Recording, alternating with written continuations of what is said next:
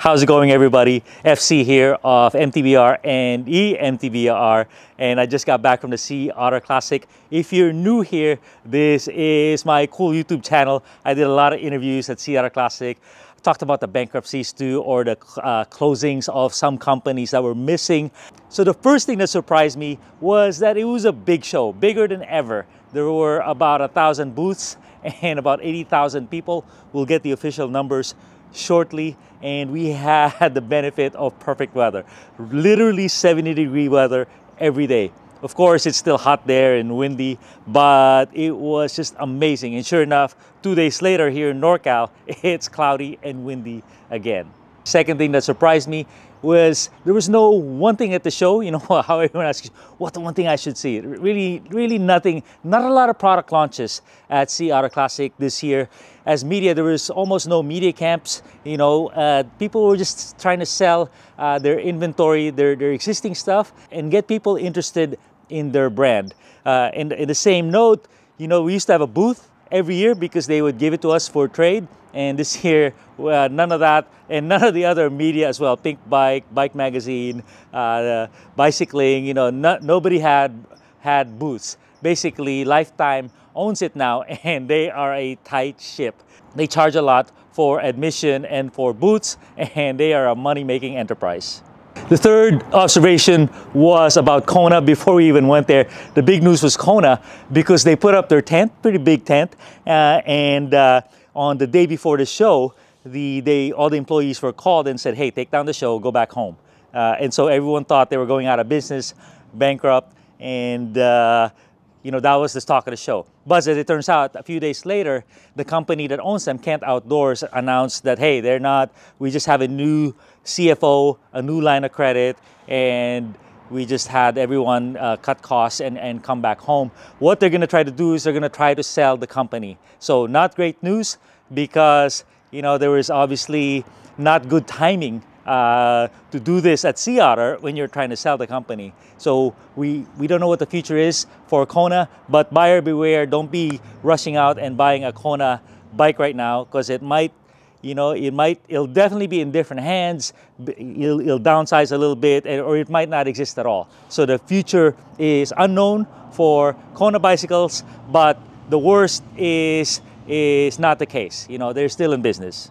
Fourth thing is just a little detail. Lifetime, my friend said Lifetime is not prime time. Not a lot of people like them, but you know, they know what you're doing when it comes to these trade shows. And a lot of the things we lived with before are improved. So the bridge to the parking lot is now organized. Parking lot is super far, but they do have shuttles and they worked, and that wooden bridge is okay.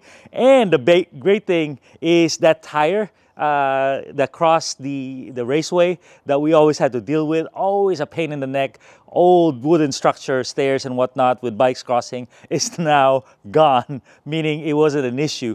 They had let us cross on the tarmac, the raceway, it seems. You know, for 30 years we've been doing that, we've been dealing with this, and finally this company takes a fresh set of minds and said, why are we making them do this when these are our core audience and we're giving them a hard time? So no more crossing. There's just marshals there if they need to use the raceway. So it was way easier. All right, the fifth observation is Lifetime and Sea Otter is trying to bring racing back. So before, in the old days, it would be like thousands, 10,000 racers back in the Rick Sutton days, and then racing just died. It became a trade show. But this Sea Otter is, you know, basically still a trade show, but with the decline of racing, they've figured out how to make racing good again. And what they've done is with the Fuego XL, basically it is, you know, dual slalom and downhill are still okay. And they do have an enduro e-bike race, which is doing well. But I think the core of their efforts is in the Fuego XL. It's a 70-mile race with about 8,000 feet of climbing. And it's kind of in conjunction with a series with the other big races. So it's now a series, and people are really interested. And man, I just saw a video, the wrap-up video. I'll try to embed some of it, but with helicopters and drones and whatnot. I've never seen the Sea Otter course in this view, and they've done a really fine job of not only holding a good competitive race with top-level athletes, but also covering it. So my sixth observation is, if you don't like e-bikes and you don't like gravel, then you really shouldn't be there. You're just gonna get annoyed, because these are kind of the a lot of the product introductions that's happening here.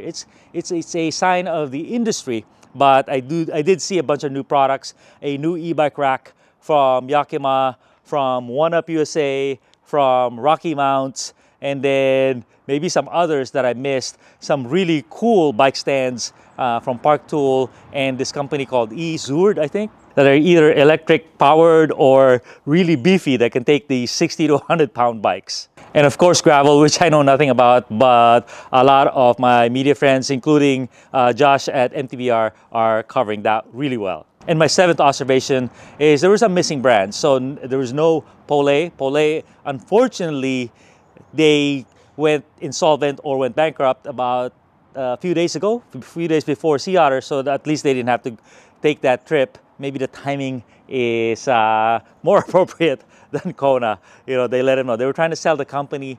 They've been growing 50% every year, and then 20% last year. So they're growing, but you know, they just couldn't make it. In Finland, they ran out of money, couldn't buy parts, and they couldn't find a new buyer. So it's really unfortunate, because they were an innovative company, but they were kind of a niche company. You know, with $5,000 e-bike frames, which is kind of cool, because you could buy an e-bike frame separately, which nobody else does, but they're kind of expensive, and they were aluminum.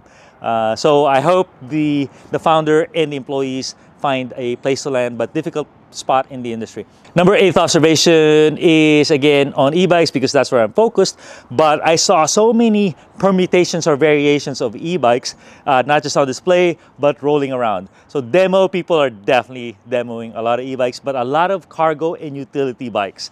You know, Benno and Flyer, American Flyer, all these brands are showing off their goods. And even I think one of the highlights of the show is the Specialized Globe. You know, I know about this bike. I reviewed a couple of them already, but now people see them in person and get to try them, how fast they are, how useful they are, and they're not that expensive, like 2,700 bucks. And 9th observation is there were some brands that were back.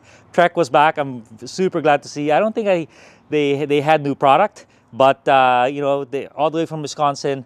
Maybe they toned down on their Trek world, but they're back here at Sea Otter, and good to see them back. Mavic is back in the USA with a whole line of products and a whole force of staff behind supporting the product.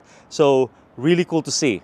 And then as far as product highlights, what did I like? I have some videos on that. The 5Dev booth is always so cool, and they are making not only the super expensive titanium products, but you know, some really amazing aluminum stems.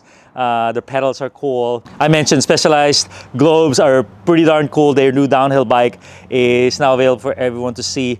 And then this company E-Zurd has a really cool bike stand that for heavy bikes, you know, that will lift the bike up by itself. You can have a battery, so it's portable. You could take it anywhere you want. So kind of cool. Push Industries finally has their fork available for purchase. And then Friends at Victoria showed me their cross-country tires and their liners. Really cool. And I've been riding this a ton. This is the Mezcal and the Peyote. New casings, big, and they're really good. They're really fast. I'll have a new video on that. Also, new versions of their Mazda, so super cool. All right, so that's a wrap for me. Make sure you see the other videos if you want more detail on this information. Thank you.